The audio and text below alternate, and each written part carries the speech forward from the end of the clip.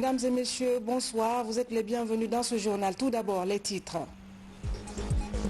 Lutte contre le Covid-19, les lauréats du concours littéraire étaient ce matin chez le Premier ministre chef du gouvernement pour présenter le livre qui regroupe les différents textes. Le document est édité par l'Harmattan Guinée. Développement local, 3 districts de la préfecture de Farana érigés en sous-préfecture. C'est le nouveau découpage territorial qui l'exige. Les administrateurs viennent de prendre fonction. Culture Conakry vient d'abriter la 12e édition du Festival du Jazz. Des artistes sont venus de divers horizons pour donner de la couleur à l'événement. Bonsoir. Avant de développer ces titres, ce message à départ de la présidente de la Confédération suisse. Excellence, Monsieur le Président, à l'occasion de votre réélection en tant que président de la République de Guinée-Conakry, je vous exprime en mon nom et en celui du Conseil fédéral suisse mes félicitations ainsi que mes meilleurs vœux de plein succès pour votre haute mission en faveur de la prospérité et des libertés de l'ensemble du peuple de Guinée-Conakry. Compte tenu des bonnes relations qu'entretiennent nos deux pays, j'espère vivement que nous serons en mesure de continuer et d'approfondir notre coopération à l'avenir. Je vous prie d'agréer, Excellence, l'assurance de ma haute considération, signé Simonetta Sommaruga. Au Palais de la Colombe, le Premier ministre chef du gouvernement a reçu les lauréats du concours littéraire qui portait sur le Covid-19, une occasion de présenter le livre qui regroupe les différents textes, un document édité par l'Harmattan Guinée, compte rendu Kernos Mangalo. C'est une contribution remarquable dans la description du passage de la maladie à coronavirus en Guinée. Le livre Covid-19, témoignages de Guinée, est un recueil d'histoires et d'expériences vécues effectuées par la maison d'édition l'Harmattan Guinée suite à un concours littéraire. L'ouvrage est présenté au Premier ministre comme un outil de sensibilisation contre le coronavirus. Les auteurs des meilleurs textes seront distingués mercredi prochain.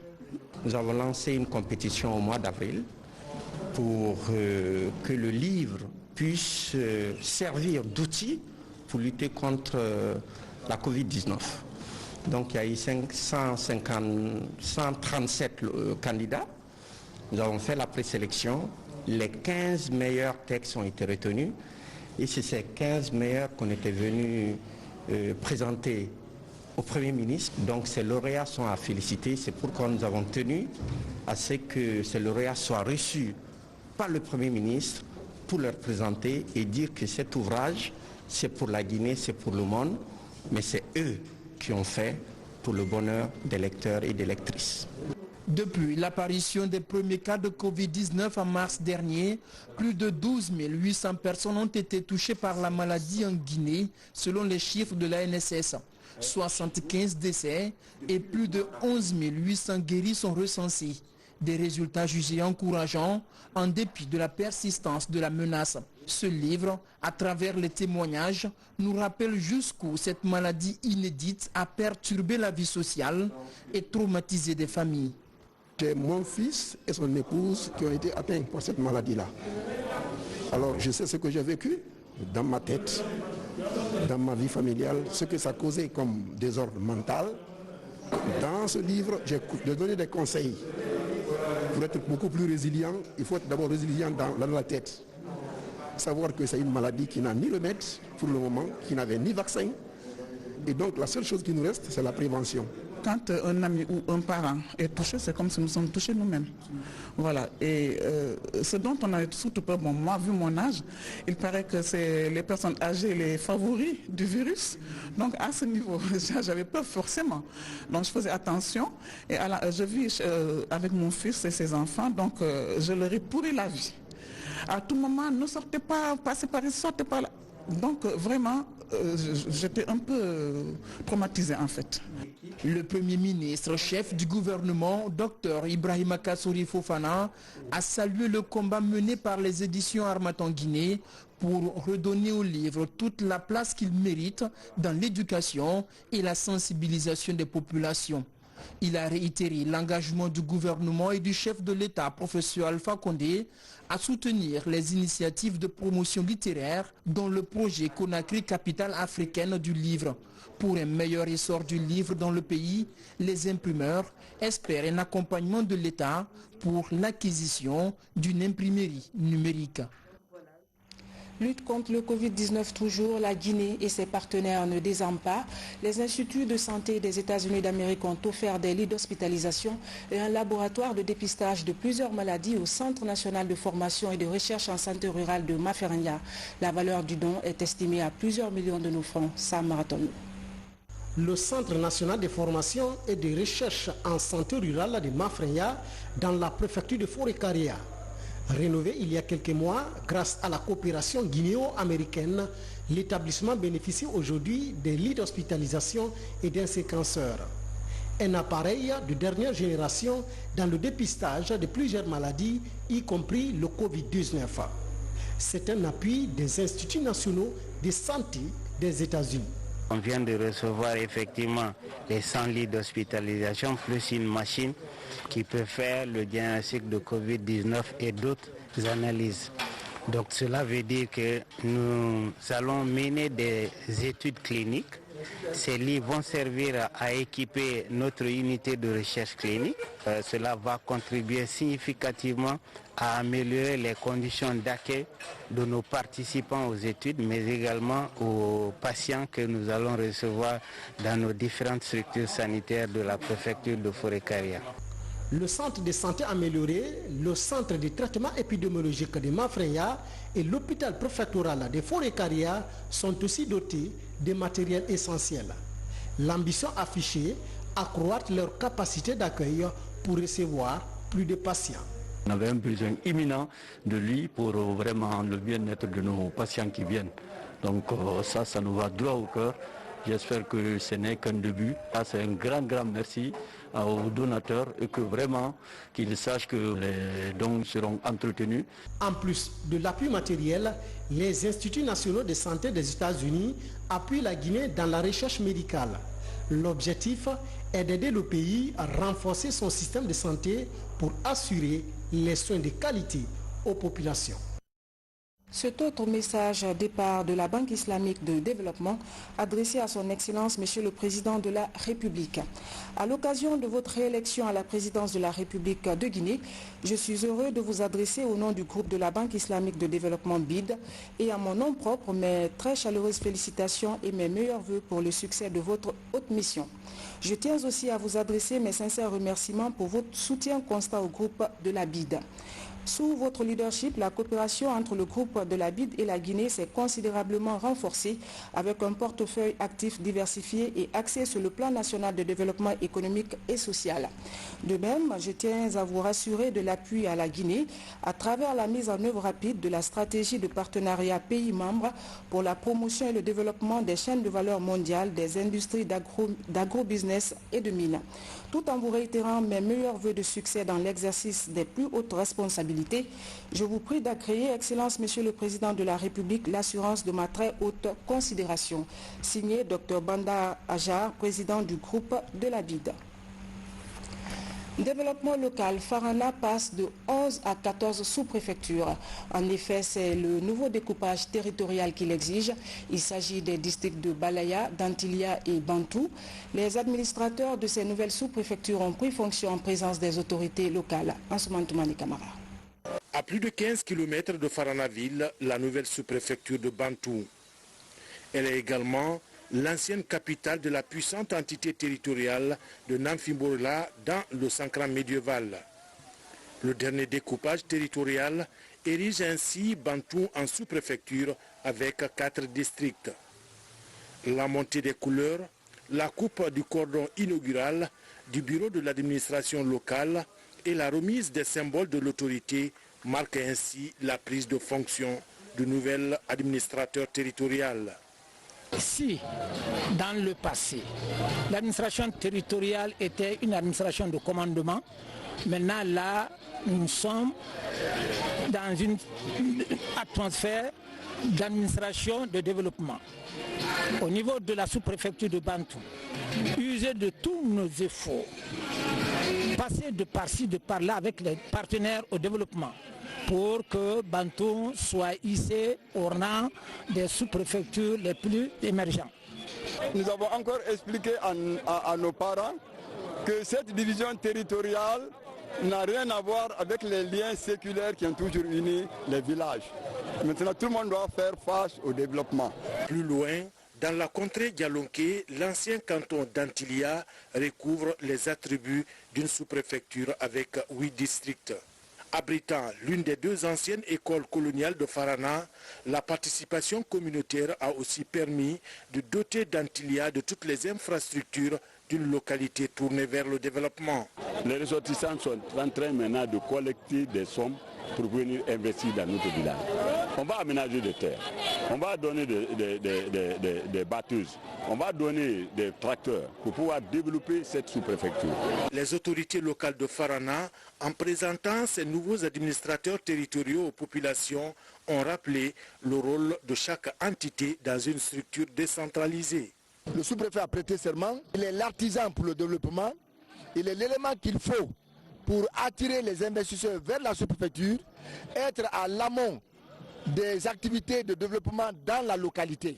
Avec ce nouveau découpage territorial, Farana compte désormais 14 sous-préfectures, dont 3 nouvelles, à savoir Kisibalaya, Bantou et Dantilia.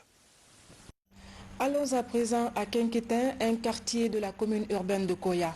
Là-bas, les populations sont dans l'allégresse. Elles viennent de bénéficier d'un forage moderne offert par le président de la République. Un geste pour soulager les citoyens de cette localité longtemps confrontés au manque criard d'eau potable. Reportage Mohamed de Camara, Mohamed Salouba. Dans ce quartier populaire situé sous les pieds du mont Kakoulima, l'eau potable était devenue une denrée rare. Les populations locales avaient lancé un cri de cœur lors de la dernière campagne présidentielle. Et seulement un mois après, elles bénéficient d'un forage moderne. Un don du chef de l'État pour mettre fin au calvaire des populations du quartier. La coordination préfectorale de campagne de Koya, avec les membres du parti RPG Arc-en-Ciel, sous la direction de ma ministre de l'Action sociale, ils ont identifié un des problèmes de cette communauté qui avait déjà construit cette belle mosquée, mais qui manquait d'eau. Et ce besoin a été identifié et la réalisation a été faite après la période de campagne. Ce forage vient pour résorber une problématique qui était criarde. Donc nous sommes dans un quartier où les forages sont rares. Les gens étaient obligés de parcourir des distances pour avoir accès à l'eau. Réalisé dans l'enceinte de la mosquée de Quinquetin, ce forage doté de 2 cuves de 2000 litres chacune va servir les fidèles pour l'accomplissement de leurs obligations religieuses. Il va aussi répondre aux besoins en eau de la population locale. On a une pompe d'une capacité d'un débit de 4000 litres par 30 minutes. 4000 litres par 30 minutes. On vient juste de faire le lancement et on a constaté que en 30 minutes, les 2 cubes de 2000 litres ont été pleins. La matérialisation des besoins est encore l'expression de l'attachement du chef de l'État à cette importante communauté de Koya. Les travaux de réalisation de ce forage ont été coordonnés par la ministre de l'Action sociale. Cette remise est le début d'une série de dons de forage réalisés de la préfecture de Koya pour soulager les populations de Sumbuya. Sur un autre plan, le projet des logements sociaux se concrétise peu à peu. La phase 2 est lancée. Une délégation de l'Aguifel a rencontré des fonctionnaires au ministère de la Défense nationale. Au menu des entretiens, la souscription au programme. Reportage lieutenant Fodé Bangoura, correspondant de la presse militaire. Après la formation des formateurs sur les modes d'inscription et d'acquisition des nouveaux bâtiments sociaux, l'Aguifil, l'agence guinéenne pour le financement des logements, était face au cadre du ministère de la Défense nationale pour présenter le fondement du programme de construction des logements sociaux. Ce projet présidentiel vise à améliorer la qualité de vie des militaires. Il n'est pas une surprise pour tout un chacun ici que la précarité dans laquelle la majorité des Guinéens vivent aujourd'hui est due à un besoin et à un déficit massif de logement. C'est pour faire face à cela que Monsieur le Président de la République, le professeur Alpha Condé, a initié ce projet pour améliorer le cadre de vie de la population guinéenne. Pour faciliter l'enrôlement au sein de notre département à travers les différentes armées et du haut commandement de la gendarmerie nationale, direction de la justice militaire, l'AGIFIL vient de terminer la formation des formateurs la semaine dernière. À l'issue, un essai de présouscription a été lancé.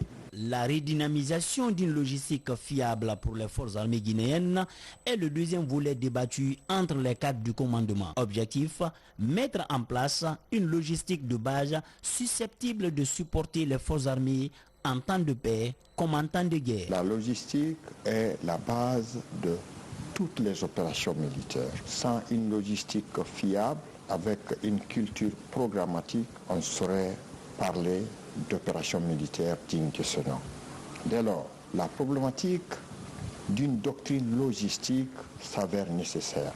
C'est dans ce cadre que nous nous sommes organisés à mettre en place une commission pour l'organisation d'un mini-séminaire sur la logistique des armées. À l'issue de cette réunion du cabinet, une commission chargée de la préparation de ces documents de base a été mise en place. C'est un grand ami de la Guinée qui vient de faire ses valises. Le représentant résident de Catholic Relief Service, Dr Jean-Marie, quitte notre pays après 5 ans de service. Une cérémonie a été organisée par le ministère de la Santé en guise de reconnaissance pour les loyaux services rendus à la Guinée dans le cadre de la lutte contre le paludisme. Reportage Terno Maroufba Yayasila. Dr Jean-Marie Bizi quitte la Guinée après 5 ans de service à la tête de Catholic Relief Service. Durant ces années, il s'est consacré à la réduction de la prévalence du paludisme à travers le pays. Plusieurs autres projets ont été réalisés sous sa direction pour améliorer la santé des populations d'une vingtaine de préfectures à l'intérieur du pays où intervient CRS. À la fin de ma mission en Guinée, et tout d'abord, je voulais remercier le peuple de Guinée qui m'a accueilli pour son hospitalité. Je voulais aussi remercier le gouvernement et particulièrement le ministère de la Santé et les services déconcentrés du ministère qui m'ont accompagné dans ma mission. On a travaillé ensemble main dans la main dans le cadre de la lutte contre le paludisme. Ici, je voulais saluer le Fonds mondial qui a mis à la disposition les ressources nécessaires pour la lutte contre le paludisme. Pour ses loyaux services en faveur de la population guinéenne, collaborateurs et autorités sanitaires lui ont réservé ce moment de convivialité, en même temps lui dire au revoir. Jean-Marie a impulsé une dynamique à l'entité, et cette dynamique, avec sa facilité d'accès, avec son humilité, mais aussi son sens d'aller de l'avant. Et je me souviens à toutes les fois qu'il y avait des problèmes de collaboration, il était le premier à prendre le téléphone, directeur, je viens sur toi. Oui, il m'invite, je viens dans son bureau, on règle les problèmes en contact direct. Il a été un collaborateur extrêmement important pour le ministère de la Santé. Et pour le caractériser, il avait la compétence, la capacité d'écoute de ses collaborateurs, et je peux dire que c'était surtout un solutionneur de problèmes. Après la Guinée, Dr Jean-Marie Bizi continuera sa mission au Tchad, où il est attendu cette semaine pour occuper les fonctions de directeur pays du Catholic Relief Service. Dans la foulée, les 5 communes de la capitale vont bénéficier d'un nouveau projet sur la prévention des conflits et la lutte contre la pauvreté. C'est un programme du gouvernement guinéen soutenu par les partenaires techniques et financiers. L'idée est de rendre les jeunes autonomes à travers des activités génératrices de revenus. Reportage Bernard Tanguino. C'est un nouveau programme exécuté sous la tutelle du ministère de la Citoyenneté et de l'Unité nationale. Il vise à impliquer les jeunes et leaders locaux dans la prévention des conflits et les activités génératrices des revenus. Le projet est axé sur l'approche dénommée approche IMO, activité de haute intensité de main-d'œuvre. Désormais, les jeunes pourront être rémunérés à travers le travail de curage de caniveaux et d'assainissement des lieux publics. Ce projet donc vise à accompagner 500 jeunes, 250 femmes et 250 hommes à travers des activités donc de haute intensité de main-d'œuvre et à travers donc la formation à la citoyenneté.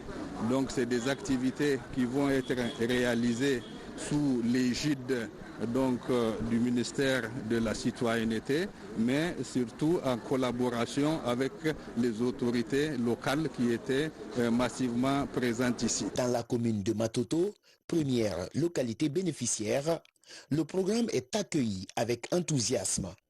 Jeunes et autorités locales s'engagent à œuvrer pour la bonne exécution du projet. Donc moi, ma mission réelle dans ce projet, c'est de rendre propre mon pays, surtout particulièrement ma commune. Si nous avons des partenaires, surtout le PNUD, nous ne pouvons que remercier les partenaires et surtout les rassurer de notre engagement sans faille, surtout que ça fait partie du programme de société du président de la République, comment faire face aux questions jeunes pour l'avenir de notre pays. Le programme financé par le PBF, Fonds pour la consolidation de la paix, devrait toucher les 5 communes de Conakry. Côté gouvernement, plusieurs départements sectoriels sont associés à la démarche.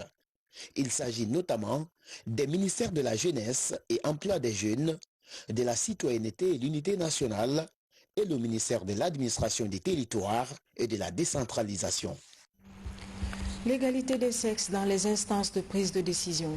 La question était en débat à Kindia lors d'une rencontre initiée par le ministère de l'Enseignement technique et de la formation professionnelle.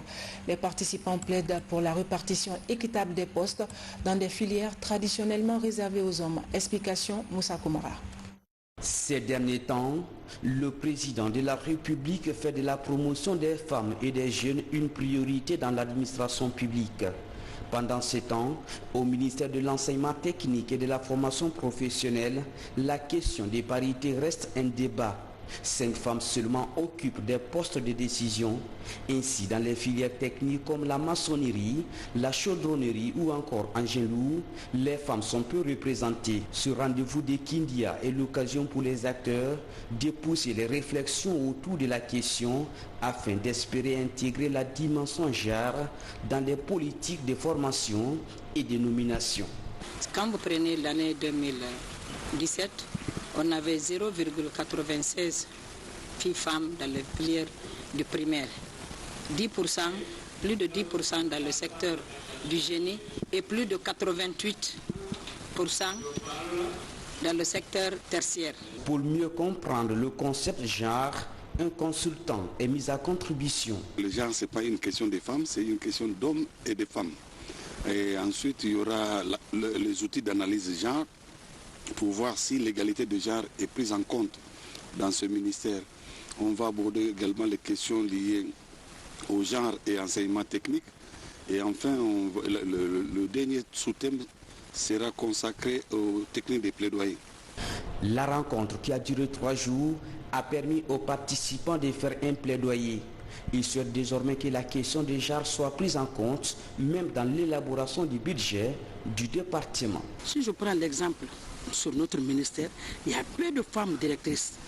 Qu'est-ce que nous voulons? Nous voulons que tout qui est le nombre de garçons, nombre de directeurs, nombre de femmes. Le concept est bien cerné. Le prochain défi pour ces cadres, c'est de faire une meilleure restitution des acquis de cette rencontre. L'objectif étant de renverser la pyramide dans un secteur considéré jusqu'ici le parent pauvre du système éducatif. Volet humanitaire des vivres et fournitures scolaires pour le foyer de l'espoir, un orphelinat situé dans la commune urbaine de Dubrika. C'est un don de la Miss Guinée-France 2017. Le geste s'inscrit dans le cadre de la Journée mondiale de l'enfance. Aziz Baldé. C'est une assistance d'urgence humanitaire dont bénéficient les enfants des foyers de l'espoir située à la cimenterie de la commune urbaine de Dubreka. Dans cette maison, 60 enfants sont pris en charge par des ONG locales appuyées par des personnes de bonne volonté. Comme cet exemple de la Miss Guinée-France qui donne des sourires à ses enfants en situation difficile. Je suis marraine en 2017 et depuis là, je ne fais que donner tout ce que je peux pour leur prouver qu'ils ont leur place dans la société. Parce que ces enfants méritent d'être épaulés, méritent d'être soutenus. Et surtout en ce moment, nous savons que nous traversons une crise sanitaire. C'est vraiment pas facile, mais à l'occasion de la Journée mondiale de l'enfant, j'ai décidé de me déplacer pour venir être avec eux. Parmi les 60 enfants, 30 bénéficient d'une réinsertion socio-professionnelle dans les domaines variés tels que la coiffure et la couture. L'initiative vise à redonner espoir à ces enfants. Nous sommes là avec les enfants tous les jours ici. C'est des matériels qui nous manquent un peu, puisque leur formation, c'est sous les papiers, puis les machines nous manquent un peu. Les machines qui sont là, ça ne peut pas suffire. Et les enfants sont nombreux plus que les machines. Donc on a besoin de matériels beaucoup pour qu'ils puissent avoir une formation très vite. Une fille de 10 ans qui étudiait dans ces foyers vient de décéder il y a quelques jours. Maria Madafa est allée compatir aux douleurs de la famille encore sous le choc. Nous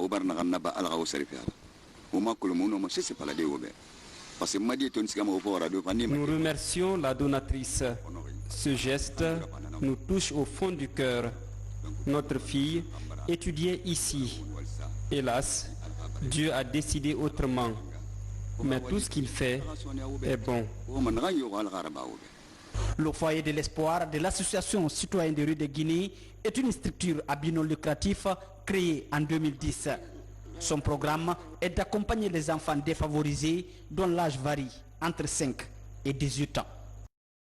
Religion, le réseau des femmes unies pour une Guinée émergente vient d'organiser une cérémonie de lecture du Saint-Coran. Elles ont prié pour la paix et la cohésion sociale. Plusieurs personnalités ont pris part à ce rendez-vous religieux. Fatima Diallo. Conscientes de leurs responsabilités dans la marche de la société, ces femmes ont lu le Coran pour la paix et la prospérité en Guinée. Le réseau des femmes unies pour une Guinée émergente a organisé une lecture du Saint-Coran à la mosquée Kébeya. Objectif, invoquer Dieu pour qu'il continue de répandre sa grâce en Guinée. Notre objectif, c'est vraiment de prôner la paix dans notre pays parce que c'est très important pour nous de pouvoir vivre dans cette sérénité-là et surtout accompagner notre président de la République parce que nous souhaitons qu'il fasse son mandat dans la paix. Les femmes se sont donné la main, les chefs d'entreprise, les femmes fonctionnaires, les cadres, pour s'unir et créer un réseau pour accompagner le professeur durant les 10 années-là. Donc pour clôturer maintenant, nous avons fait une sensibilisation dans les médias, à la radio. Et maintenant la clôture, c'est de faire la lecture du Coran pour la paix et la quiétude sociale dans notre pays. Ces fidèles multiplient les actions d'adoration pour la paix et l'unité des Guinéens.